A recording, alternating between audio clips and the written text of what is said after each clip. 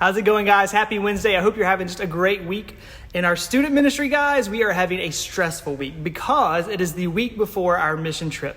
And we actually leave this coming Sunday morning from New Orleans. I'm so stinking excited that we actually get to have a mission trip this year, right? Our students, last year, we were all excited about a new place and a new trip, and we got bummed when we had to cancel everything because of the pandemic and the lockdown. But we're going to be taking 42 students and leaders to Louisiana to serve with the New Life Community Church, which is actually in Covington, Louisiana, which is like an hour north of New Orleans. We have some full days ahead of us as we will run a day camp at the church for 75 to 80 kids or so from the community. And those ages are going to be from 5 to 12. So it's a wide range of kids. It's a bunch of kids. We're going to be facilitating games. We're going to be teaching some worship music.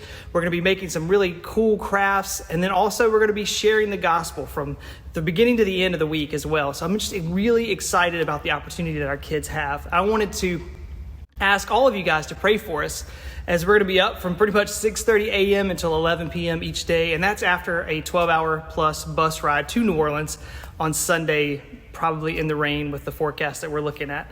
I love mission trips, guys, and I love seeing students serve other people. The first day is always a little kind of awkward as the kids are still having some walls up and trying to figure out how to interact with the kids and new faces in a new place. But by the end of the week, man, our students have bonded with those kids, and they're so sad to leave them. I remember last year the last year we could go, we were at the Boys and Girls Club, and we had tears and notes to families and that kind of stuff. You guys would be so proud of your students if you could just be a fly on the wall on one of these mission trips. And one of the talks that we always have early on our mission trips is the patience talk, right?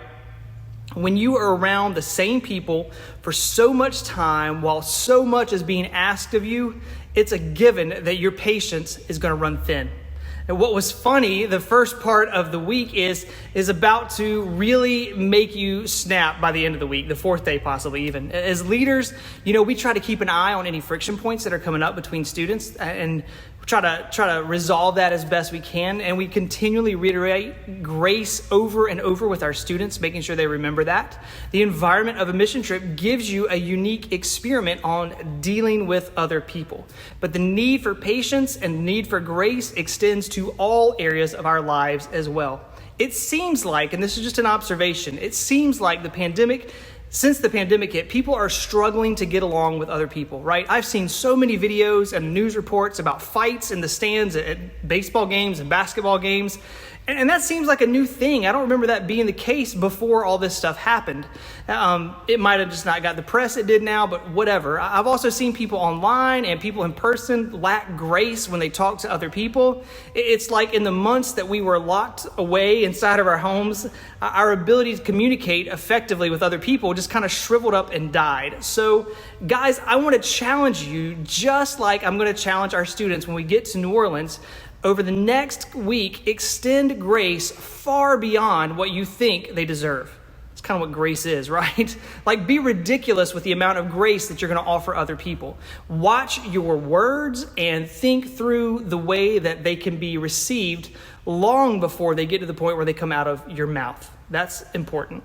Those challenges, they may sound pretty basic and like stuff you probably covered back in elementary school, right? But I really feel like our world today, it needs a refresher course from like the third grade. So that's why I give you that challenge. Let me give you guys some verses. Proverbs 15:4 says, "Gentle words are a tree of life. A deceitful tongue crushes the spirit." Colossians 4:6 says this, "Let your conversation be gracious and attractive so that you will have the right response for everyone." And here's another one, man. This one I really hold on to when we're in close groups for a long period of time and our patience is being tried. Ephesians 4:32, and this is what it says. It says, "Instead, be kind to each other, tender-hearted, forgiving one another, just as God, through Christ, has forgiven you." Guys, you don't have to be on a mission trip to find friction with other people.